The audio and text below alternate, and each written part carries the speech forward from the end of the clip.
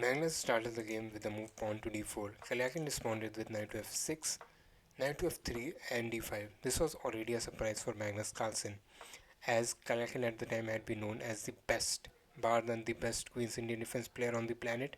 And the Queen's Indian defense goes like this: you put this bishop on this square and you continue the game after white plays the move c4. Karyakin, however, chose to go for the symmetry. He played the move d5. Magnus went e3, Collet system, symmetrical, and Rubinstein variation of the Collet system with the move b3. You put this bishop on this square, and you like this. These bishops lined up. You have full control of this square. This is a very nice system to play. A few moves go by, and as we arrive at this position, we see that the position is pretty symmetrical except for the positioning of these four pieces. So it's likely headed for a draw, right? Well, let's see. So obviously, Kalyakin played the move a5 to counter a3 because b4 was coming, which would have forced his bishop to go back, and then Carlsen would have won the bishop pair. So obviously, Kalyakin, being from the Russian school of chess, knows the value of the bishop pair. So all the pieces come in the center, and as you see, somehow Magnus played this move here, trying to defend, trying to bring a piece over to the king side, because as we see, all of Karyakin pieces are lined up to go to the king side, and he might be starting an attack. The center is obviously pretty open, so it's very hard to go for an attack. And Kalyakin really wanted this knight, by the way. He could have taken this, but he chose to take that one. And here Magnus makes a big decision. So obviously, if I asked you, what do you take this rook back with? You would likely say you take back with the rook, or you take this rook and then you take back with the bishop. Because you do not really want to do these pawns would become very weak, and black can start putting pressure. So obviously, what Magnus did, he took with the pawn. Now he was probably hoping for something like this. This would actually be pretty beneficial, as the engine also agrees with me, because you get this 3 on 2, and if you can prepare this move c5, it would be extremely good for Magnus. But obviously, from the Russian school of chess, the gentleman did not do that, and he went back with the knight. Magnus doubled up, and we have this position after a few moves. So in this position, as you see, these pawns could be targets. This pawn is right now a target, and Magnus has to do something if he does not want to lose this pawn, because both the queen and the knight are attacking his. There is no defense for the pawn, and he has to create counterplay. Let's see what counterplay. So counterplay he does create. He pins this knight to this king. He is doing some stuff on the king side. Let's see how. So he made a mistake here. I don't know what he expected, but after this move, just after takes and knight takes, Karyakin emerges with two extra pawns, and the position on this side is pretty similar, and he just has two extra pawns. That is why the evolution is -2. Magnus plays here. This is the best move. What this does is it paralyzes this knight. The queen has to move, and Kalyakin actually blunders into a draw here, because after these moves, Magnus right now has a draw in hand. He can start repeating moves, and obviously you repeat moves in this position because you are down 2 pawns. You are just down 2 pawns, and these pawns could become queens. You are not going to be able to push these because these are not going to become queens, as we can see from the position. These pawns are will be very well protected, and these could be a problem. So you should probably just start repeating and go for a draw. But Magnus really wanted to win this game. He went there with the queen, and Kalyakin played this move, queen to d8. Now, if you are wondering, you are watching the game 8 of the 2016 World Championship, which was played between world champion Magnus Carlsen and challenger Sergei Karyakin from Russia. Magnus had been world championship for quite a while. When this game was played, he had already won 2 world championship against none other than Vishwanathan Anand, and this was his third one. And he really wanted to win because he had been the last few games he had many chances, but he could not convert. So let's see what he does. He played the move f5. He took the pawn, and he played the move e7, trading these pawns. Kalyakin, being the beast that he is, start maneuvering the pieces, and he puts this knight on this very nice square, which cannot be knight cannot be kicked out from this square because Magnus does not have a dark square piece except the queen. So after the move h5, the Magnus's position really starts to fall apart because he cannot deal with both this pawn and this pawn at the same time. So let's see what happens. And by the way, if Magnus did not play this move, this this move would come and this would rip open the position, and this would have been very bad. And this is given a mistake by the computer. If you are wondering the best move in this position, the best move in this position is queen to a6. This is some Inja line. We are not going to analyze this because I know you don't want that. What happened here is Magnus played this move h4, and whoa, after the move a2, Magnus Carlsen has lost the game.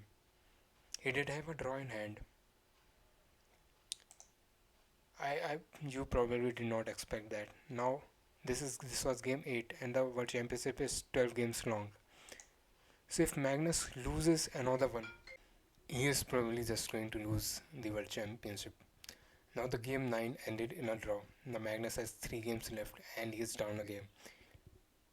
If Magnus loses, this is game 10. If Magnus loses this one, he probably loses the World Championship.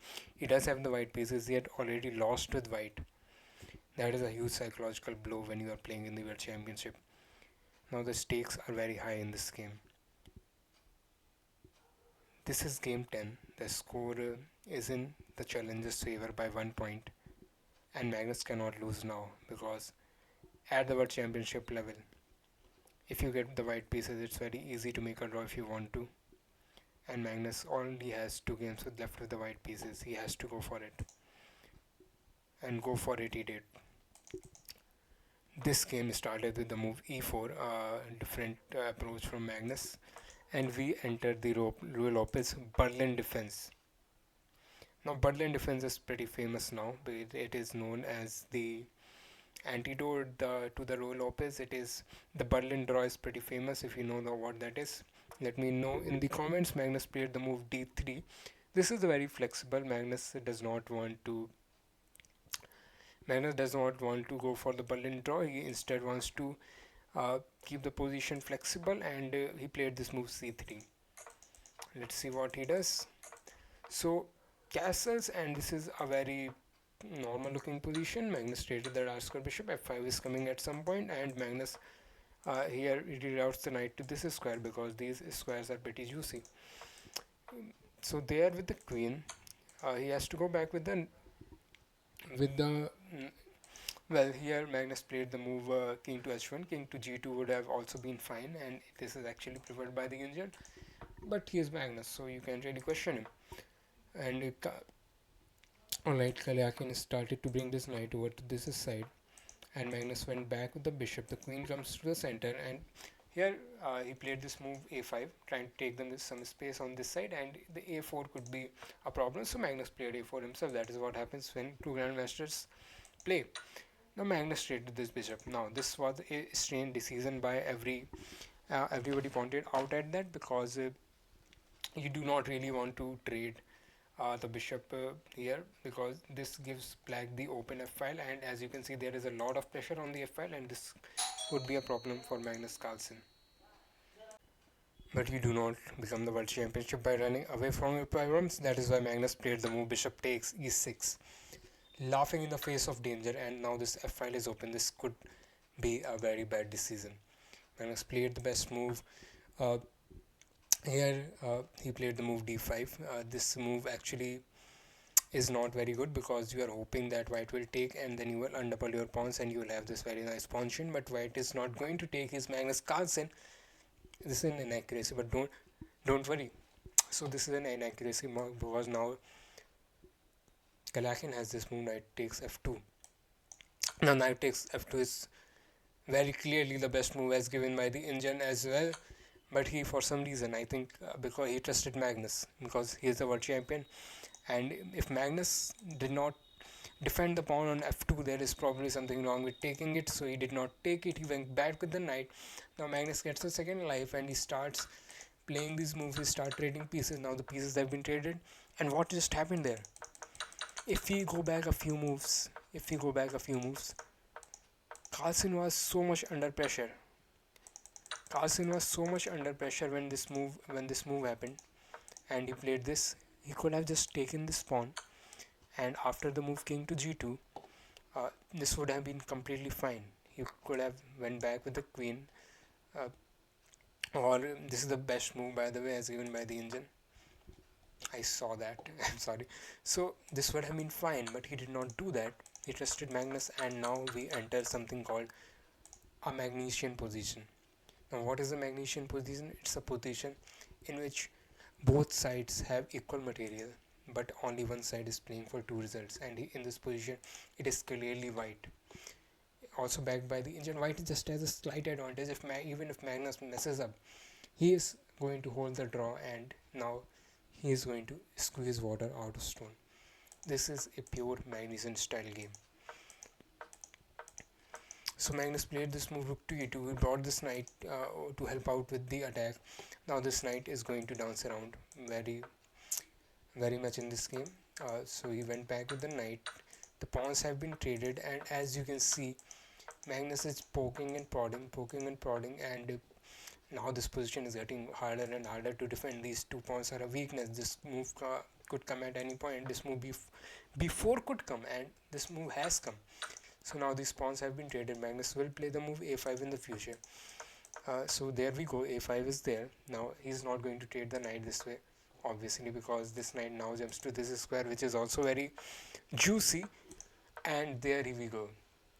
There we go. Now this position is a huge problem for black. If you are wondering, obviously there is equal material and there is nothing you can do right now. But as you can see, this pawn is under attack. This pawn is weak, and this when this move b5 comes, you have to take, and you will have to deal with the pressure on this pawn. So that's what Magnus is preparing. Magnus is preparing to play this move b5, and I promise it will come. I promise it will come. And after a few moves, after a few preparation moves, there we go. There we have b5, and now you cannot deal with the pressure. You cannot deal with the pressure because there is this move rook to b6, and the pawn has fallen. Magnus has come back defending, and he goes for this would be a checkmating threat if Karyakin does not run with the king. Run with the king he did. Magnus has traded the knights, and he has now entered a completely winning rook endgame. And after Magnus traded these pawns, we now enter this position, and Magnus Carlsen is going to win the game. Magnus Carlsen has indeed won the game in the laughing in the face of danger, allowing knight takes f2, and as you can see, after getting so close to losing his title, when it was needed the most, Magnus showed us why he is considered the greatest chess player of all time.